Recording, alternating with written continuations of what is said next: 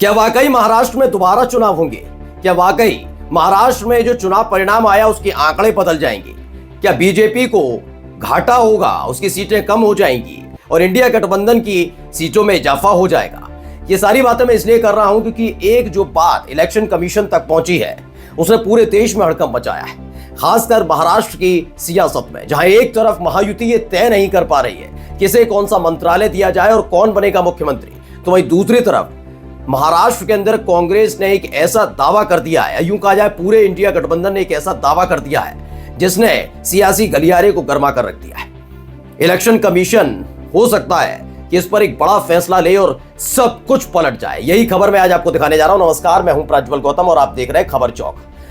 महाराष्ट्र में लगातार एक एक करके कई वीडियोस, कई आरोप और कई दावे किए जा रहे हैं, जिसमें से एक दावा तो ये था कि जो एमएनएस के उम्मीदवार थे उन्होंने साफ साफ कह दिया कि मेरे घर में 4 सदस्य हैं, यानी वो खुद, उनकी बेटी, उनकी पत्नी और उनकी मां। लेकिन उसके बावजूद भी उनके खाते में सिर्फ 2 वोट आते हैं। ईवीएम बताता है 2 वोट आए। यही नहीं, महाराष्ट्र का एक ऐसा गांव भी जहां पर लोगों ने कहा कि उन्होंने कांग्रेस को वोट दिया था, लेकिन जब नतीजे आए तो 0 पर सिमट गया, यानी कांग्रेस को उस गांव में कोई वोट ही नहीं मिला, जिसके बाद गांव वालों ने जबरदस्त विरोध प्रदर्शन किया था। ये तमाम खबरें हमने आप तक पहुंचाई थी। इसी की बात से लग रहा था कि इस बार विपक्ष मानने के लिए तैयार नहीं है, क्योंकि जो सीटें आई हैं उसके बाद संजय राउत का बयान भी था कि क्या आपको लगता है कि महाराष्ट्र में 132 सीटें बीजेपी जीत सकती है? क्या आपको लगता है कि एकनाथ शिंदे की शिवसेना को 57 सीटें मिल सकती हैं? आपको लगता है कि अजित पवार की एनसीपी को 41 सीटें मिल सकती हैं? इसी के साथ अपने तेवर इंडिया गठबंधन ने दिखा दिए थे। अब खबर क्या है, पहले मैं खबर दिखाने जा रहा हूं, देखिएगा। ये खबर एबीपी न्यूज ने छापी और क्या लिखा, क्या बदल जाएंगे महाराष्ट्र चुनाव के आंकड़े, कांग्रेस ने कर दिया ये काम, ईसी करेगा फैसला। ये अपने आप में बहुत हैरान कर देने वाली बात है कि जिस तरीके की शिकायतें लगातार चुनाव आयोग से की जा रही थी, चुनाव आयोग उस पर कोई ध्यान नहीं दे रहा। वाकई एक बहुत चिंताजनक विषय है और ये एक जगह नहीं है, कई जगह ऐसा हुआ है। दरअसल आपको याद होगा कि हरियाणा में 1 अक्टूबर को हरियाणा में चुनाव होना था, लेकिन बीजेपी के कहने पर उसे 5 अक्टूबर कर दिया गया। उत्तर प्रदेश में 9 सीटों पर जो विधानसभा का उपचुनाव होना था वो 13 नवंबर को होना था, लेकिन बीजेपी के नेताओं ने कहा, अपील की, मांग की चुनाव आयोग से, तो उसे 20 नवंबर कर दिया गया। लेकिन अब सवाल उठता है कि कब विपक्ष की सुनी जाएगी? ऐसे में जो दावा और जो शिकायत कांग्रेस की तरफ से की गई है, क्या वो उस पर विचार होगा? इसी को लेकर अलग अलग तरह चर्चाएं चल रही हैं। पहले मैं आपको दिखाने जा रहा हूं क्या है। जयराम रमेश के ट्विटर हैंडल पर हम गए तो वहां पर हमको मिला, Here is a memorandum just submitted to Election Commission on Maharashtra Assembly election by Shri Nana Patole, Shri Mukul Wasnik और श्री रमेश, यानी Shri Jairam Ramesh. They have raised serious issues which are being discussed in the public domain. They have asked the Election Commission for an in-person hearing to present the relevant evidence and raise constituency-wise issue as well. इन्होंने बताया कि हमने election commission को पत्र लिखा है, कई शिकायतें की हैं और हमने कहा है कि एक एक सीट का आंकड़ा पूरी विस्तार के साथ, एक एक कॉन्स्टिट्यूएंसी यानी कि एक एक सीट का आंकड़ा आपको निकाल कर देखना होगा, कहां कितने वोट मिले, कहां कितने वोट कटे, क्या क्या हुआ है। इसमें पूरा डेटा इसमें लिखा हुआ है। अर्जेंट मेमोरेंडम है, इलेक्शन कमीशन के नाम है, काफी कुछ चीजें हैं जिसका जिक्र किया गया और सबूत पेश किए गए हैं इलेक्शन कमीशन के सामने। अब इसमें क्या है, पढ़िए। चुनाव आयोग को पत्र लिखकर हाल ही में कांग्रेस हुए महाराष्ट्र विधानसभा चुनाव में मतदान और गिनती प्रक्रिया पर गंभीर अनियमितताओं का आरोप लगाया गया।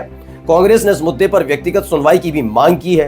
कांग्रेस ने आरोप लगाया कि मतदाता सूचियों से मनमाने ढंग से मतदाताओं को हटाया गया और हर एक विधानसभा क्षेत्र में 10,000 से ज्यादा मतदाताओं को जोड़ा गया। यह अपने आप में बहुत गंभीर विषय है। अगर इसकी जांच कराई जाएगी तो वाकई सियासी भूचाल आना भी तय माना जा रहा है।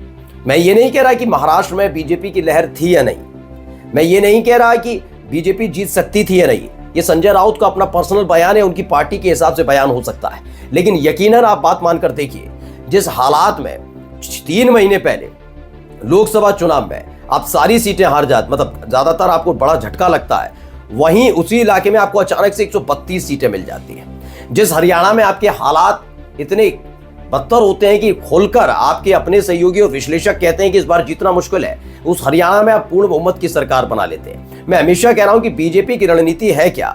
दरअसल 400 पार का नारा देने के बाद बीजेपी को सेटबैक तब लगा जब 240 सीटों पर सिमट कर हुई, तब जब उसी साल जनवरी में, यानी इसी साल जनवरी में चुनाव से ठीक पहले राम मंदिर की प्राण प्रतिष्ठा करके मोदी जी को हिंदुओं का ब्रांड एम्बेसडर घोषित किया जा रहा था। यह अपने आप में बहुत बड़ा सेटबैक था। जैसे तैसे सरकार बनी, उसके बाद यह फैसला अंदर खाने लिया गया है कि जहां जहां बीजेपी की सरकार है वहां कैसे भी करके वापसी करनी है।